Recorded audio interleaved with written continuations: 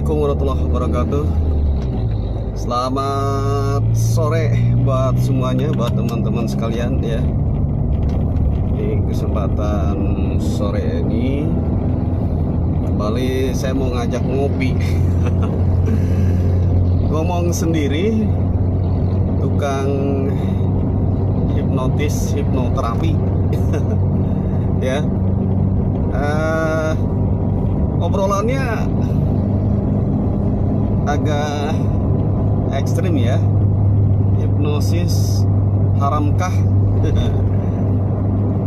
Ya, terima kasih yang sudah mantau, yang lagi nyimak perjalanan saya dari timur menuju barat ya. Kurang lebih kalau lancar 30 menit ya. Saya akan kita ngobrol-ngobrol mengenai hipnosis haramkah ya.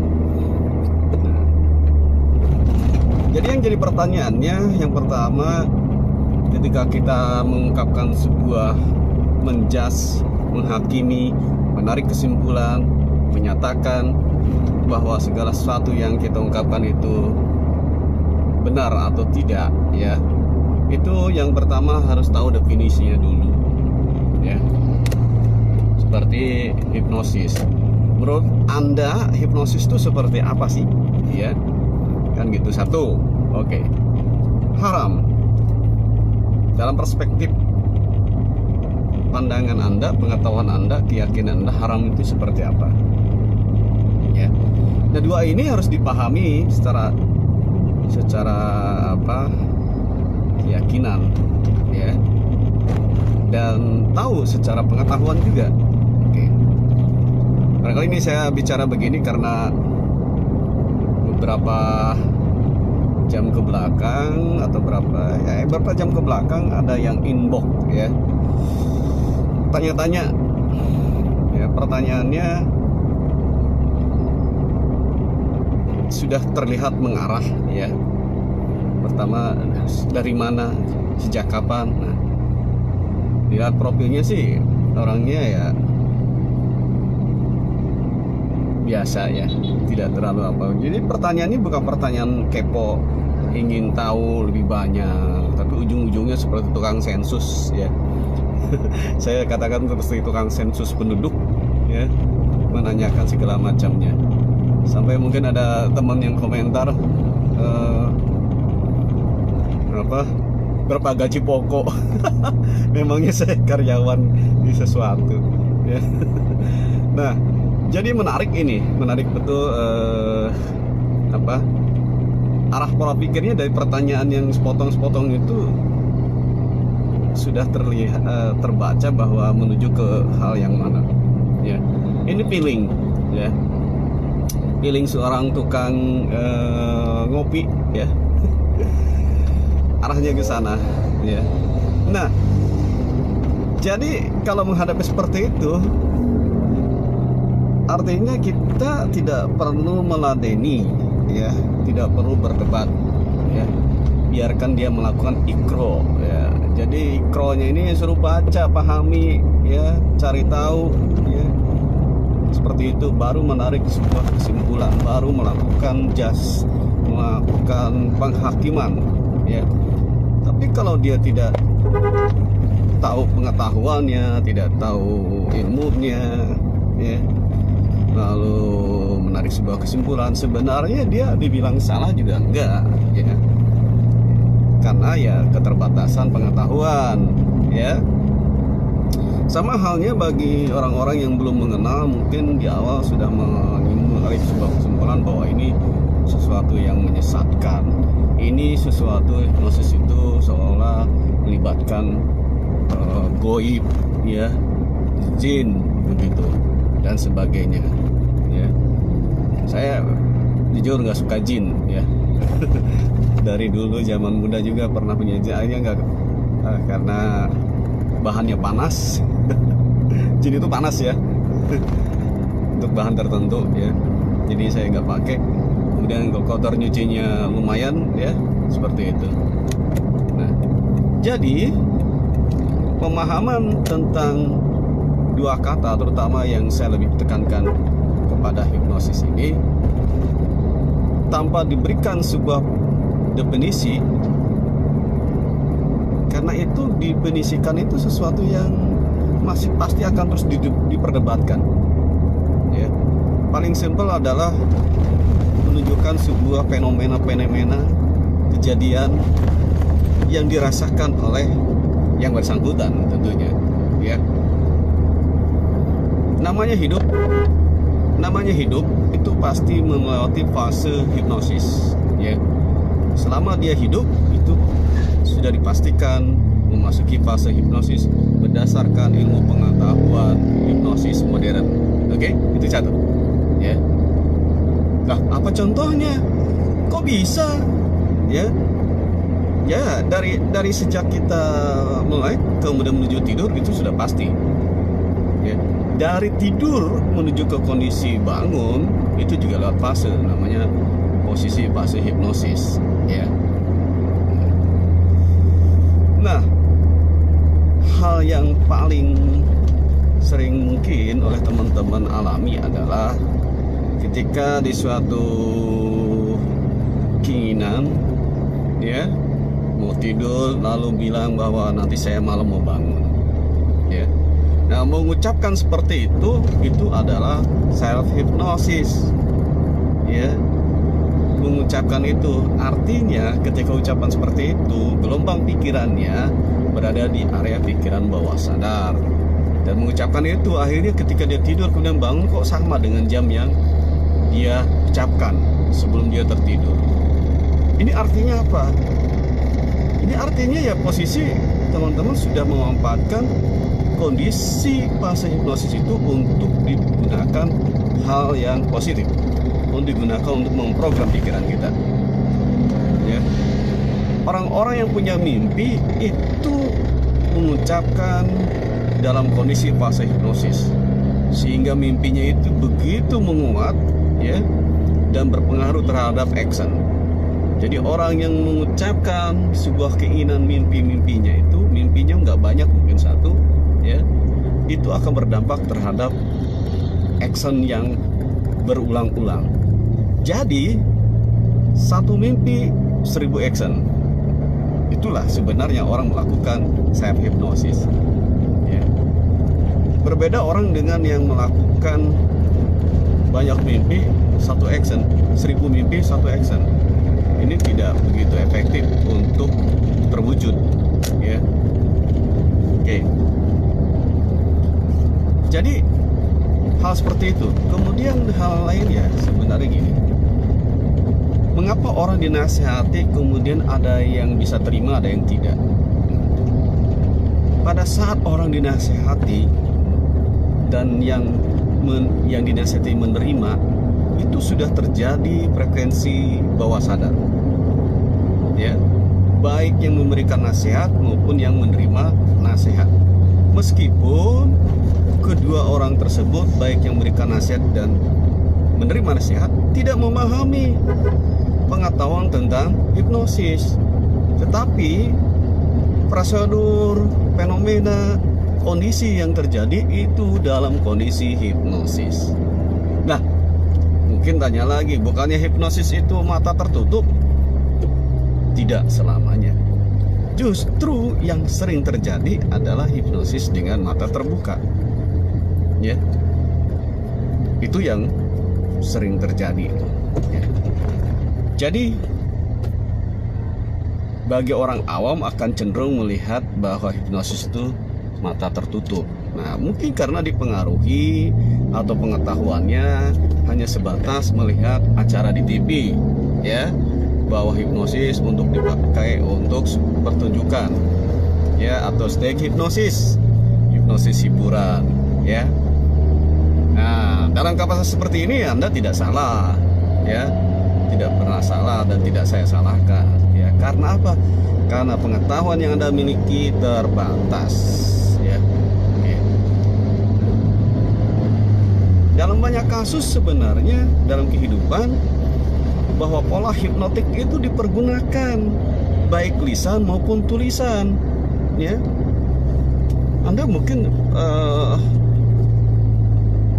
membeli sesuatu di mall, ya, ada tulisan dengan angka atau biaya yang cukup besar, ya. Misalkan 100.000 ya harga barang. Nah, kemudian 100.000-nya dicoret, ya, dicoret, tapi masih terlihat. Lalu muncul ada diskon 50%, ada muncul angkanya 50.000. Nah, itu artinya apa? Itu juga pola hipnotik, ya. Anda sudah melakukan kondisi di mana Anda akhirnya membeli, walaupun sebenarnya tidak berniat untuk membeli, ya kan? Kok bisa? Karena tulisan itu memberikan dampak. Kita lewat dulu ya, sebentar.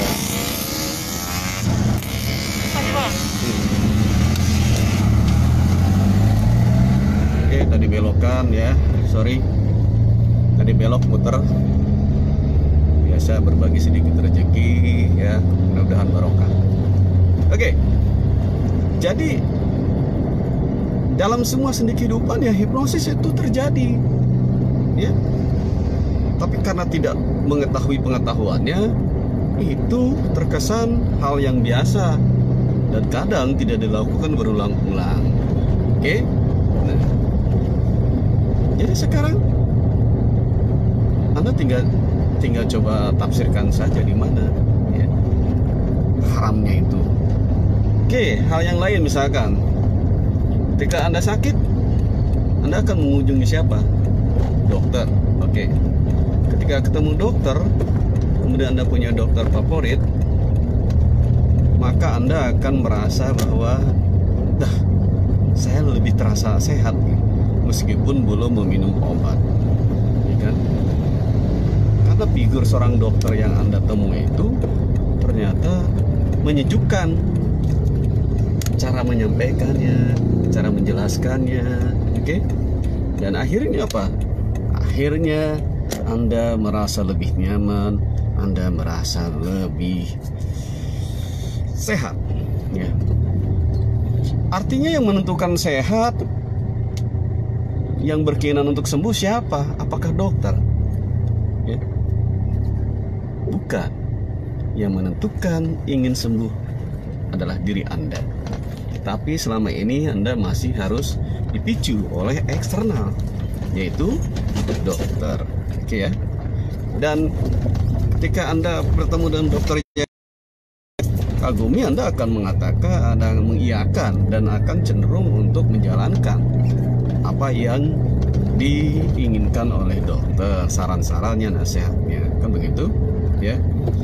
Karena selama ini Anda meyakini bahwa kalau Anda sakit, otoritas yang penuh untuk bisa membuat Anda mengikuti kata-kata itu hanya dokter, ya kan? Dalam wilayah sakit, ya. Tetapi yang membuat sehat itu justru adalah ketika Anda membuka diri untuk mau sehat. Oke. Nah, jadi itu hal yang lain banyak sebenarnya, ya. Siswa, murid cenderung akan turut dengan bapak ibu gurunya, ya. Tapi kalau dengan orang tuanya cenderung lebih melawan, ya. Ini fenomena fenomena real ini, ya. Kenapa?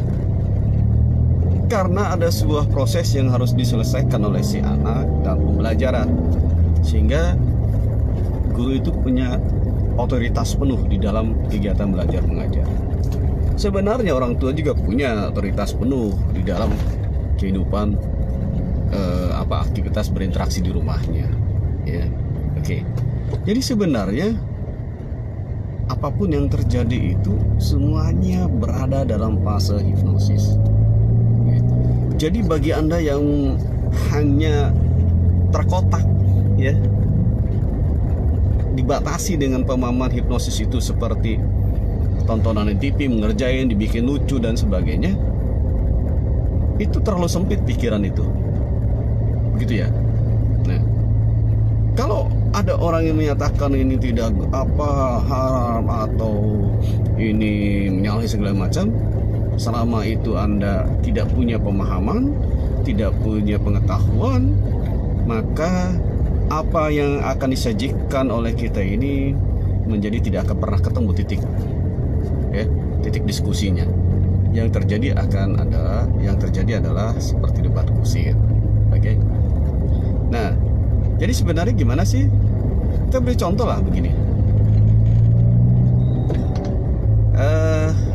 Anda tahu pisau, ya? Pisau ini kan sesuatu benda yang tajam. Oke. Benda tajam ini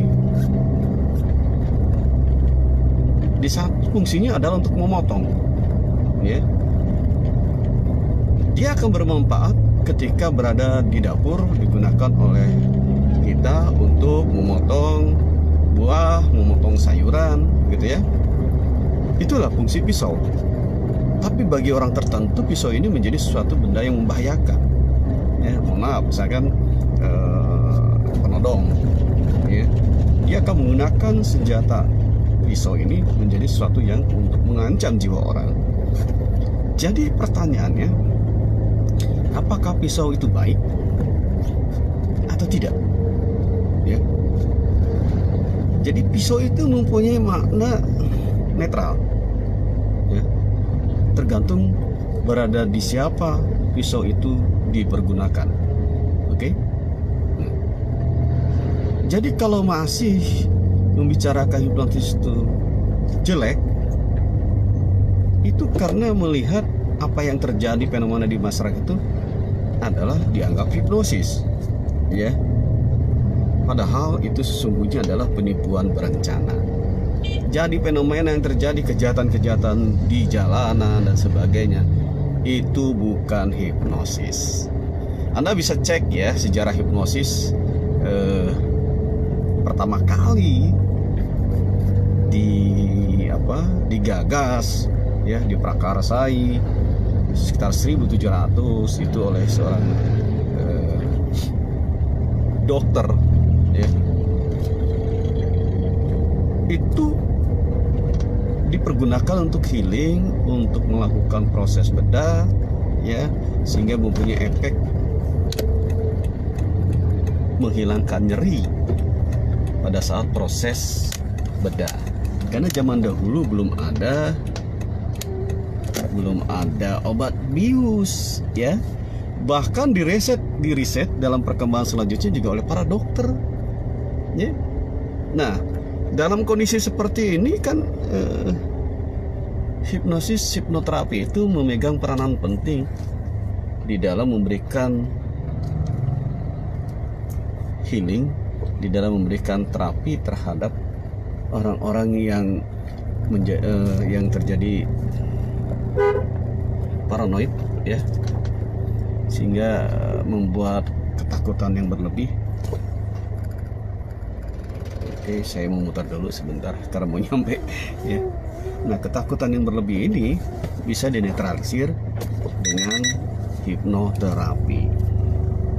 Oke. Sudah nyampe rumah ini, ya. Kita mau masuk gerasi. Jadi gitu teman-teman, ya. Silakan disimpulkan sendiri. Anda menemukan banyak sendiri kasus-kasus yang menyatakan bahwa sesungguhnya hipnoterapi, ya. Jadi hipnoterapi, kenapa dikatakan hipnoterapi? Karena hipnosis yang mempunyai efek terapeutik atau efek penyembuhan, maka disebut hipnoterapi. Orang yang melakukan adalah hipnoterapi. Agak gelap, mohon maaf karena masuk.